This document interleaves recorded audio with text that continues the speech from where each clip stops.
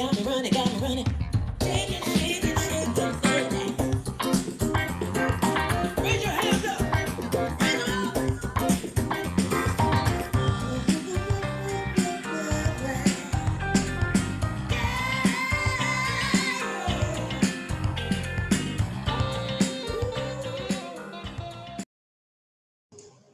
Hello, good morning, everybody. Welcome to the Forex Trading Asia Daily Currency Call. This is episode 328.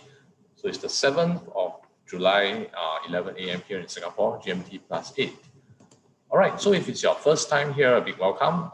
We do this currency call every Monday to Friday, and the currency we analyze the schedule is as follows. So on Monday, we do Aussie and Kiwi, Tuesday, Euro, Wednesday, Pound, Thursday, Yen and Gold, Friday, Canadian dollar, and cryptocurrencies. So do make sure you join us every day to get the full scope of the currencies analyzed. Right, so in this currency call, you will get market economic updates, key support resistance levels, trade ideas, and more. This currency call is going to be very beneficial to both the long-term investors and short-term traders. Here, we will be going through what could move prices, possible trade ideas, and also highlighting potential targets and risk. So a disclaimer here, any information shared during this session is not intended to be a trade recommendation. It is solely the opinion and views of the speaker. So please remember to do your own analysis prior to entering any trades. Okay, so into the top interest news item of this week. Yesterday was the RBA rate news, and tomorrow there will be a FOMC meeting minutes release. So I'm going to get Kim Hong here, currency analyst and LCMS traders, to share with us on his views and opinions on the two events. Kim Hong. All right, thank you, Junwei. Happy Wednesday, everyone. Yep, so yesterday was the RBA, Reserve Bank of Australia's monetary policy decision. Okay, and well, the main takeaway for that meeting was that they actually did a bit of tapering. Okay, so they held interest rate unchanged at 0.1%. Okay, now the QE that is due to be ending in early September, okay, has now been extended. Okay, it has been extended by 2 months, okay, until November. All right, now previously QE was being extended by 5 months. Right now they reduced it to a 2-month extension. Okay, now as for the amount of bond purchases, it has been reduced from the previous $5 billion Australian dollars a week to the upcoming 4 billion Australian dollars a week. Okay, so it's actually I would say a hawkish action. Okay, so like I mentioned previously during the before the meeting, okay, during the prep video, yeah, they may actually carry out QE at a lower pace. Okay, and at the same time they want to keep QE such that it can be re-evaluated more frequently. Okay, so in this case, their next bond rate review, purchase review, okay, will be in the November's meeting. Okay, so it's actually 2 months from the start of a new round of QE. All right, now during the press conference, okay, Governor Low actually highlighted a couple of points, 3 points. Okay, I would say that's probably the key point, is the main takeaway from the press conference. Okay, first of all is that he mentioned that the RBA would like to see annual inflation at 2% for several quarters. Okay, so the last time round inflation data for Australia was released was back in April. It was actually for the first quarter of 2021. Okay, annual inflation reported back then was 1.1%. Okay, so which is quite a distance from the central bank's 2% target right now. Okay, so the central bank would like to see annual inflation rate to be at 2% for several quarters, meaning to be sustainable for in a short period of time. Okay, and the target would be between 2 to 3% in the long run. All right. Now the second point is that Governor Low actually highlighted that there may be it's possible that an upwards revision to the economic forecast of Australia, okay, will be done in the November's meeting, okay? Because that is when they will be releasing the quarterly quarterly economic projections data, okay, for Australia. So there is a possibility that they will be revising those forecasts upwards, okay? So that's the second point. Now, the third point is that he actually warned about the recent outbreak in Australia, okay? Basically the Delta variant. And he also mentioned that, it will affect, the lockdown that took place will affect the strength of near-term recovery, okay? But he also, based on previous happenings, he also said that because previously when outbreaks were to take place in Australia, they actually recovered fast from it, okay? The bounce back in economic recovery was fast. So he just dropped a bit of optimism there, saying that, yes, it will affect, this current outbreak will affect the strength of near-term recovery, but, he's still optimistic about the fast bounce back that the Australian economy will be doing, okay? So with that, the next RBA meeting will be held on 3rd of August. And yep, okay, so I think tomorrow, Governor Low will also be speaking at 10:30 GMT +8. So he's likely going to, reiterate what was being mentioned, what was being covered in the meeting yesterday, okay? So nothing much.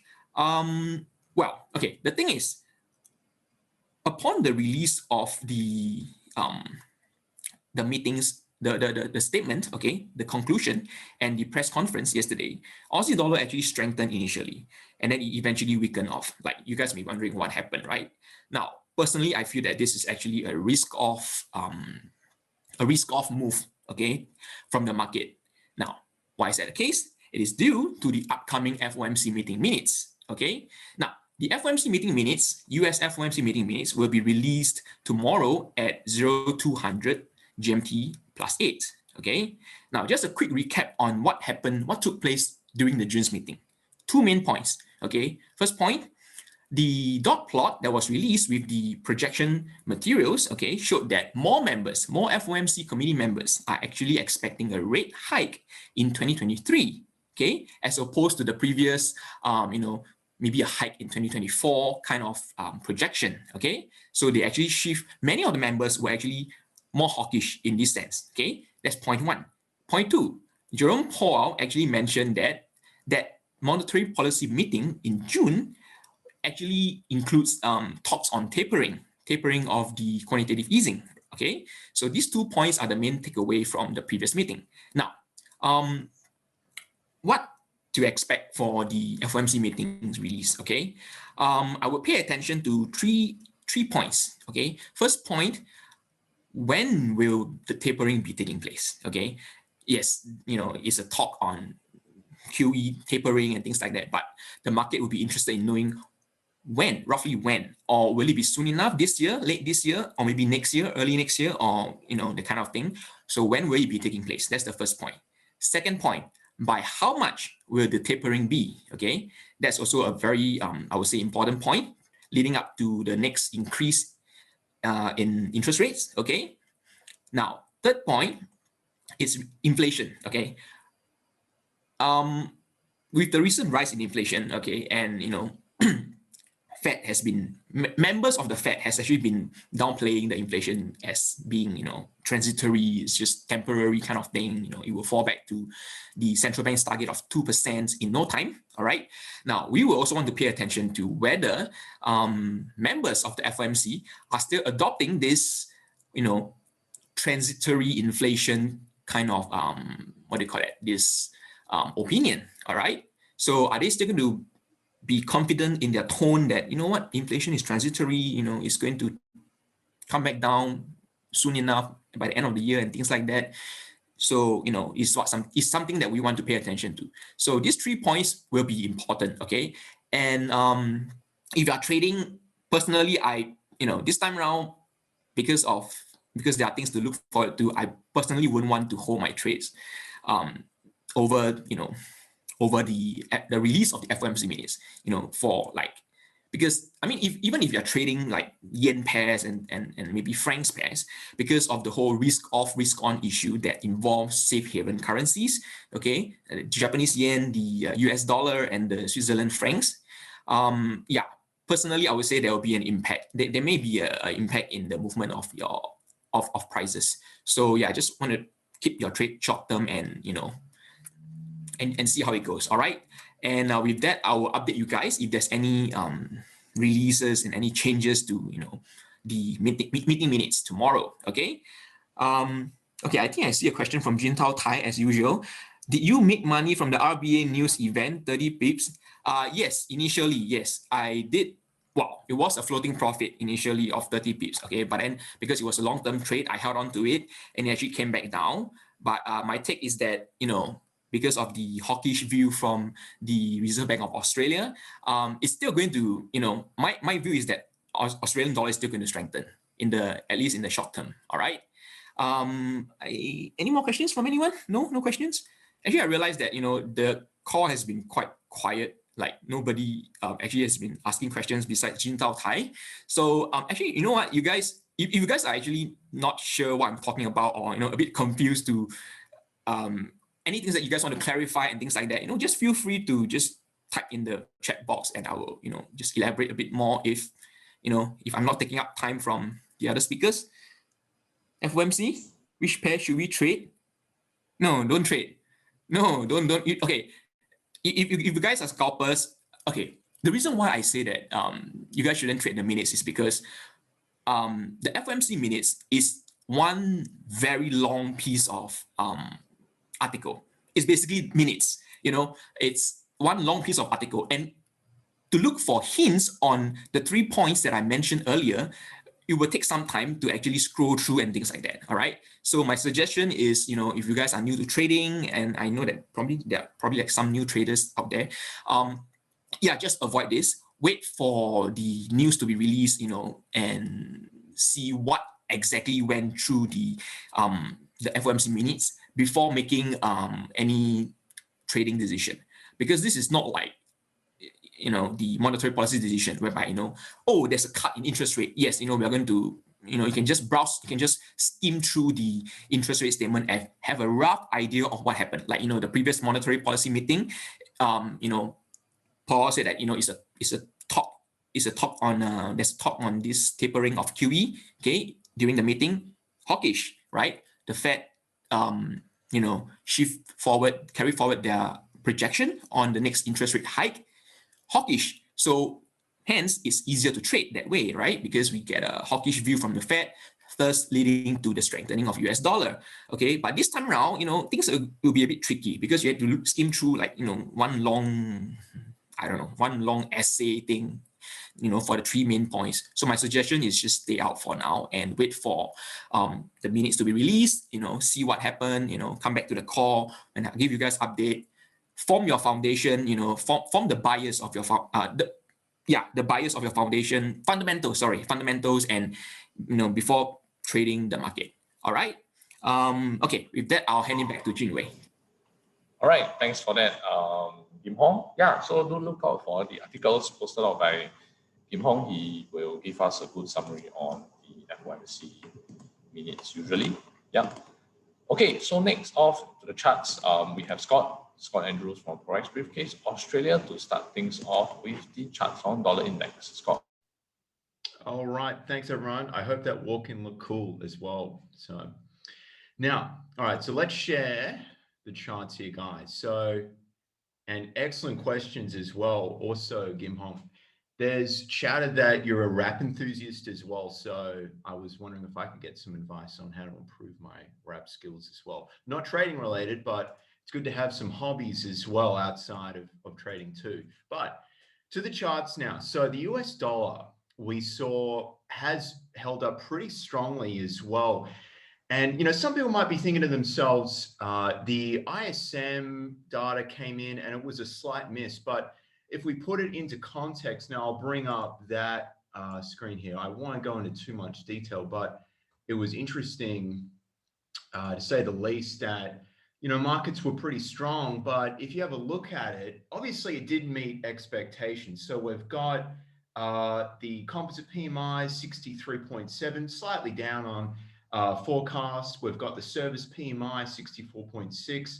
Right here at the non-manufacturing PMI that came out at 10 o'clock was 60.1, but you've got to say that that's a big number still, because I'll bring up one more here and I'll go to the US service sector growth slows from record pace in June. That line graph, sometimes it's best to keep it simple, and that's, pretty nicely highlighting the fact that a 50, anything above 50 is really good. So, it was always going to come down a little bit. And something that mentioned here as well was that, obviously growth from the previous month's all-time high, we've pulled back a little bit, but there are still challenges with material shortages, inflation, logistics, and employment resources continue to be an impediment to business conditions. Now, the FOMC minutes will be coming out, I believe it's tomorrow morning, Thursday morning at 2 a.m. GMT plus 8. So we'll see what's said there, as in Kim Hong mentioned, and he'll go into more detail about that in tomorrow's call. But frankly, more upside is still present here on the US dollar. So in conclusion, I'll just get back to the chart here. And happy birthday as well to the other John Wee too. I couldn't read the chat because I was back for effect, but happy birthday to him. And look, in conclusion, it's more upside is the likely scenario, because we've got the job openings tonight at 10 o'clock GMT plus 8. We've got the FOMC meeting minutes. We've got FOMC member Bostic speaks tomorrow morning. So 2 to 3 a.m. is going to probably help hold the dollar up here. So it might, really pull back a little more with nothing drastic coming out tonight, but its more upside is still present. So I really would like to see, a bit of holding here around this level before getting in long, and then waiting on, what happens with the FOMC minutes, and then react to that are my sort of thoughts here on how to play the dollar. Okay, Scott. So Jean is asking, what do you think of the double top forming at the DXY? Yeah, so I saw there were more questions in here in the chat. So in regards to that, so let's go. Yeah, that's fair enough with the double. So what might happen, and I'm thinking, is that as a holder of US currency with, I actually, have a thesis it is going to go higher. It's just going to be in a holding pattern. So it's probably going to need to see another big NFP number to get through there. And then you've got 93 flat. So it doesn't have enough substance to get through 92.7, but then it's just going to fall back again. So for me, my thought would be that I would play the range there, but it's just going to really hold up the US dollar with everything that's going on. But there's not enough fantastic, huge news to go to 93 for now. So I think the 92.7 is something that will continue to hold for now as a strong form of resistance there. Okay, thank you, Scott.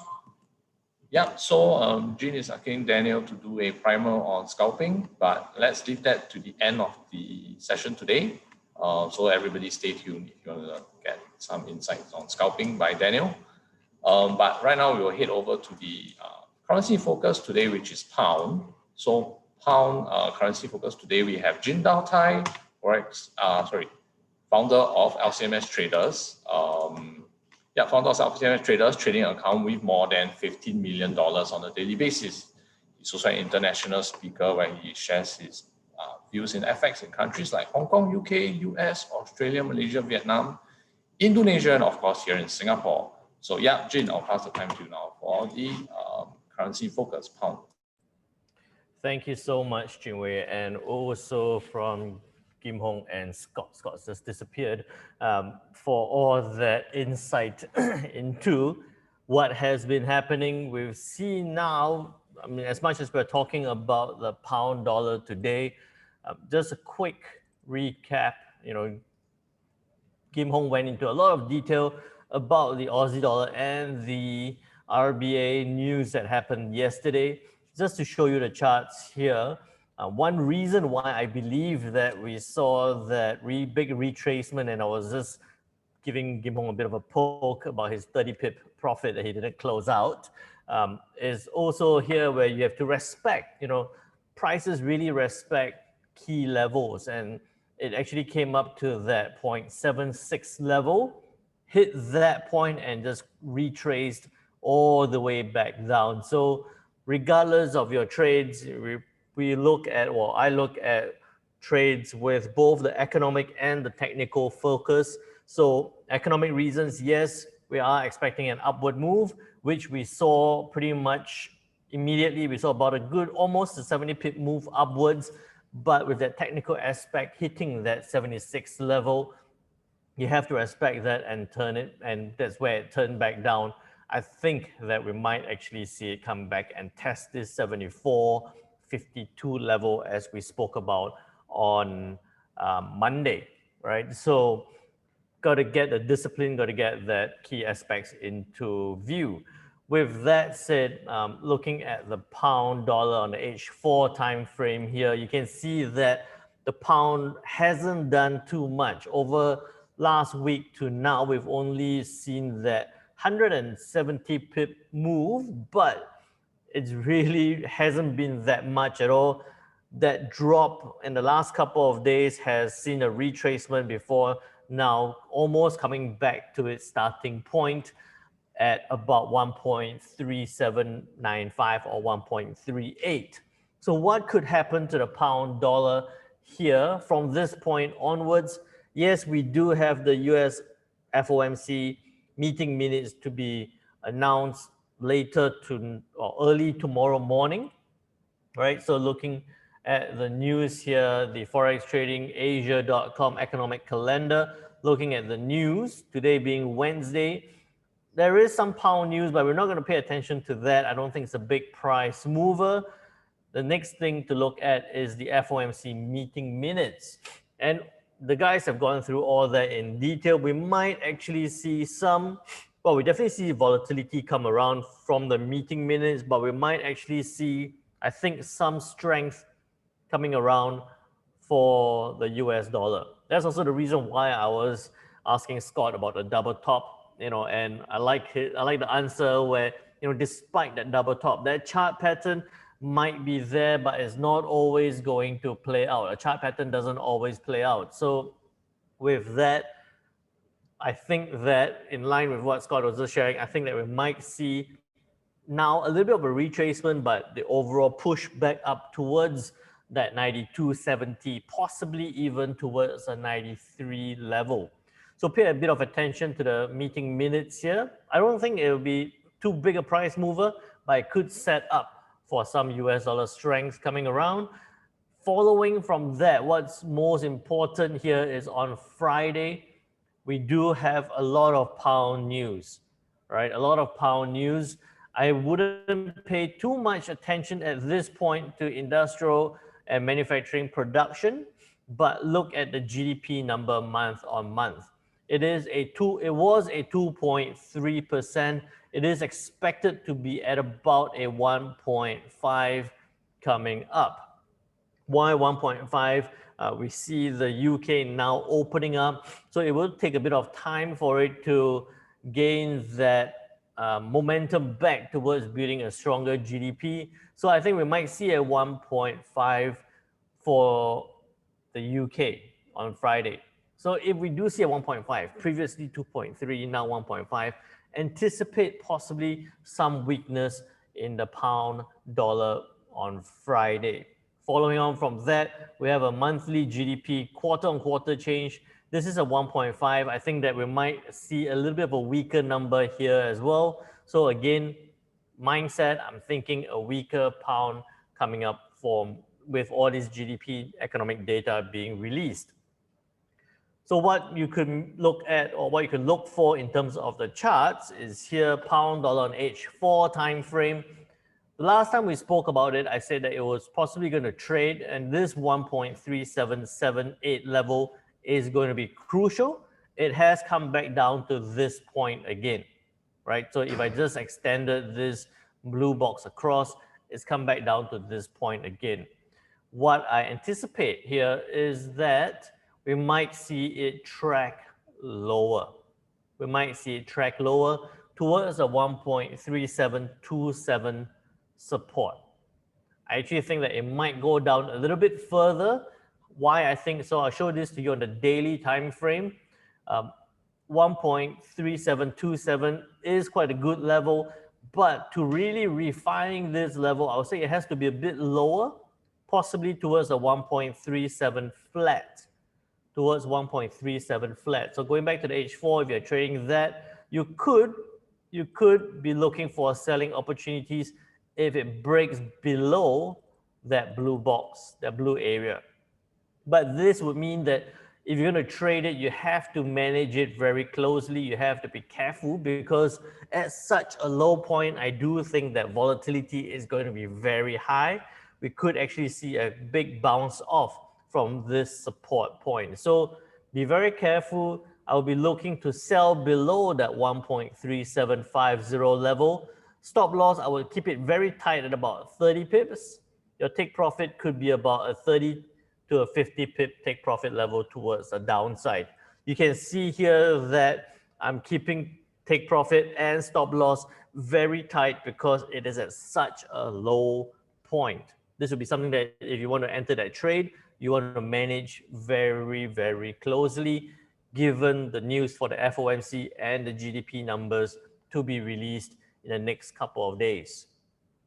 So if the pound dollar does drop below this 1.3778, and if it does break below that 1.3750 level, what could happen to the euro pound as pound drops? As the pound drops, we could see the euro pound being pushed up. At this point, do nothing unless it breaks above that 85.80 resistance level. If it breaks above the 85.80 resistance level, I don't think it'll go all the way up, but I think there will be some good trading opportunities towards the upside. So let's say about 85.85, sounds like a good number, 85.85. You can keep a very tight stop loss at a less than 20 pips for a good 20 to 40 pip take profit level towards the upside. I would be cautious to expect it to hit that 86 level. I think midway through, get out of that trade and then reevaluate again, given that there's that many news items to be released over the next couple of days. All right, thanks for that, Jin. Very comprehensive trade analysis there. So just a disclaimer again, any information shared in this session is not intended to be a trade recommendation. It is solely the opinion and views of the speakers. So please remember to do your own analysis prior to entering any trades. Okay, I know everybody is very excited about the scalping primer that Daniel is going to give us at the end of the show. But just before I pass the time to him, let's hear from Scott again. I'm going to get Scott here again to talk about Forex briefcase. You know, if you are looking to diversify investment and leave the trading to the professionals, this is something that you could sign up for. So yeah, Scott, Forex briefcase. All right, guys, I'm back again. And it was quite timely. There was a poll just before the call started about who is with Forex Briefcase. And it's nice just to give some more insights to people that aren't really aware of what Forex Briefcase is. So what I'll do, guys, I will share the screen and we'll go through what Forex Briefcase is all about. So it's in simple terms, it's a multi-managed account. We specialize in Forex trading. And I think really a thing to focus on in simple terms is the performance of the fund. So we started in September 2018 and up until now, we're up close to 96%. And it's, something that is something that delivers steady gains, gradual capital appreciation. We offer passive income, and it's something that's nice compared to, what you can see in the markets where you've got a lot of right now companies that are overvalued, and there's just a lot of choices for an investor. And we take all the guesswork out of it. The trades are managed, open, closed positions, and we don't take a lot of risk either. And you can see that as well in the track record. and, optimal conditions, returning nearly 48% in 2019. We've got 2020, given the big wild swings that we saw obviously back in February and March of 2020, where, markets were down 30% in equities in the stock market. And then we rallied really strongly and nearly 24%. And then year on year, Daniel made a recent post, and from June last year to June this year, we're up close to 30%. And that's beating, markets as well, minus the huge swings, because it's very difficult if you're a personal retail investor and you've got to endure those swings. It's really hard to know when to get out, when to hold.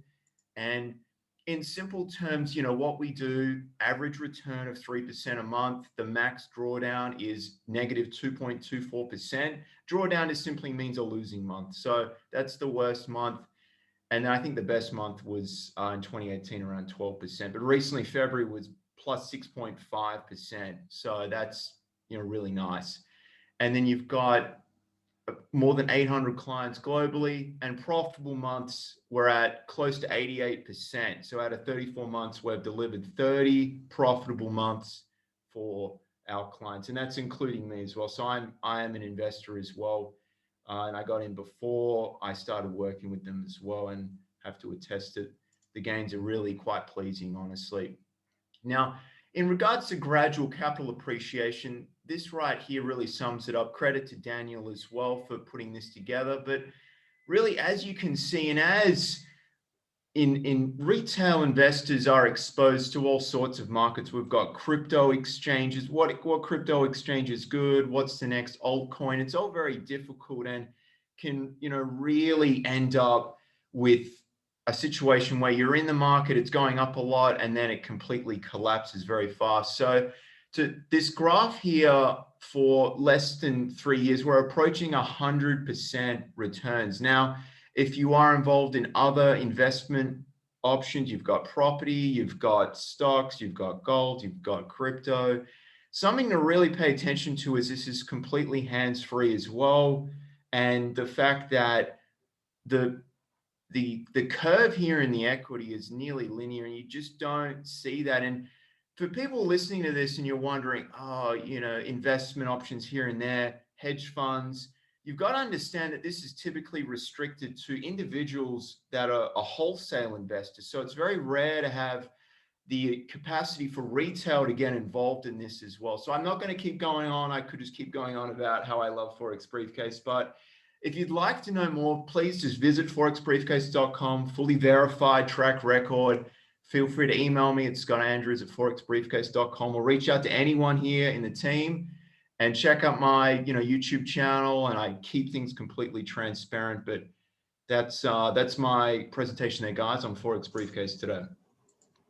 Thanks for that, Scott. Yep, so I've pasted the links in the chat, pasting it again. Yep, so if you want to set up your account, or you just want to get more questions answered, if you have more questions for the Forex Briefcase team, click on the link, put in your name, email, and they will reach out to you. Okay, yeah, so everybody's very excited about the insights into scalping by Daniel. So yeah, without further ado, Daniel. Well, this is really an unexpected event, but yes, because usually like tonight, there is live trading sessions today, like 8 to 9 o'clock on Wednesdays for LCMS Traders Club. So usually I will talk a lot more there, and I'll show together, analyze together with the club members joining in. So for those who are club members, remember to join in on Wednesdays, practical sessions on how we do live trading. Now, okay, now coming back to the topic, the special topic on scalping. So now it's not exactly scalping, although I do so. It's more like a day trading at night, usually 1 to 2 hours, in the evenings, after handling the business, talking to coaching students and settling the family. Usually like in Singapore, when you have free time, right? So it's usually the evenings, so like 9 o'clock and 10 o'clock. And that's what's so special about GMT plus 8 in Singapore time frame. And that is that it's just waiting for the US market to open. So that's where we were doing night trading. Thank you, Jin. Good term. Okay, so but it is talking. We are talking about a very nice time. U.S. market open, and that's where opportunity for trading because of that sort of volatility to look for. So just to prepare. So contrary to what people think about scalping, maybe let me share my charts here. Just maybe a quick and easy discussion. Okay, give me a minute. Oh, I've forgotten that I didn't open it up. Okay, here we go. So just contrary to people's thinking that I just don't go in just because I settled the family, open up the charts and there, prepare to trade. No, it doesn't work that way. I usually will still take time and effort. And even though on Monday I already prepare myself for what Monday prepare for the week. On Monday we have the group coaching sessions where we look what happens in the week. I already have a plan in mind. Okay, on which direction we will go, we'll be moving forward. So, for example, Aussie USD, I'm seeing this kind of pattern. Probably more looking at it moving downwards in the direction because probably looking from now to the FOMC meeting minutes. That's on Thursday morning. Probably still some USD strengthen, and that's what I have in plan for the week. So I already have a plan, and then every time at night I will go in and see what has happened. Does it happen that way? So there is preparation, and one of the things is if you don't know what to prepare of, follow the 5 steps analysis that as preparatory for LCMS Traders Club, where we look at the previous news and coming news, especially before you will look at trade for step 2, step 3, and step 4. Now, in step 1, with previous news, I will look at all the markets. I actually look at the calendar, like how we do in the morning morning call. For those who have no time, just go and look at the video. Every time I catch, that's why I'm here every day. I already got a shortcut with the morning call and the group coaching sessions. Already know what's happening, what kind of direction we plan for, and in an evening it moves in that direction, I will take the trade. So for example, just last night alone, I was looking at the charts, and it was just incredible with the after the ISMS manufacturing PMI coming down, non-service PMI, sorry, I came down, strengthening. It actually strengthened out, and I took some trade because US dollar strengthening is in my direction. And then I will look for a trade down. Right? That's why I scalped the trade down. And I was looking at in fact, I was preparing to a maximum of at this level at 0.748. It came quite close, and actually it went outside the Bollinger Band. So I still follow the rules. So for scalping wise or even night trading, you still have to follow your own rules. And I basically like to follow the 5 steps analysis. Also, we have some preparation, take a trade, and know where you definitely, for the night evening trading, you definitely know where you want to exit. I could be looking for a big, take profit targets, but at a point, I still monitor my charts and you need to know where to exit. I mean, stop loss, I explained on Monday, the risk we know where to do. I mean, we can look at the previous high or 20, 30 pips. For example, here, you take a trade, you could be looking at like 30, 40 pips for profit, and then maybe 20 pips. If you're going to take this kind of trades, whether you want to take the trade, and if so, look for a target, a more reasonable target, that high chance that it will be hit. So it's something to secure profits quickly taking in. So last night I was looking at Aussie USD, New Zealand USD as well. Some trades here coming in really very nice, 40 pips came down. Euro USD, it very nicely pushed down all the way. I'm still holding this trade. It's not a nice trade because I firmly believe Euro USD still will move down. So I take for a more medium term trade, but it's actually moving across right now. So for example, right now I'm still thinking already whether I want to exit out and secure my profits. I think it's about right. This will be about 20 to 30 pips of the profit. About 10 pips right now. It went down to 20 to 30. So really thinking of whether I want to close the trade or not. So really, just maybe I'll leave you with this the trades. Number one, for evening trading, night trading, if this Jean was mentioning about, is that first of all you need to do preparation. You don't go in, take a look at the charts and take whatever movement there is. No, you need to have preparations and know what the market is driving in or what's happening in the market. Number two, always have an end in mind. Always look for at which point, even if you enter, where do you want to exit out to secure profits, and that's how slowly and more and more bite-sized profits can get quite huge. So it is very important to do so. Okay, so that's the 2 tips I would like to. But those club members here, do join me tonight at 8 p.m. for live trading sessions. A lot more practical. Let's trade together and get some profits. Okay, see you tonight. Okay, thanks for that, Daniel. Yeah, so do your preparation in the morning or in the weekends, and then look out for the possible entries at night and the shorter time frames.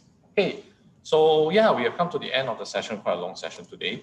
And we hope everybody gets some tips and value from this session. Just paste up some links here. So if you have not joined the free Forex Signals Telegram channel by Forex Trading Asia, do click on that link.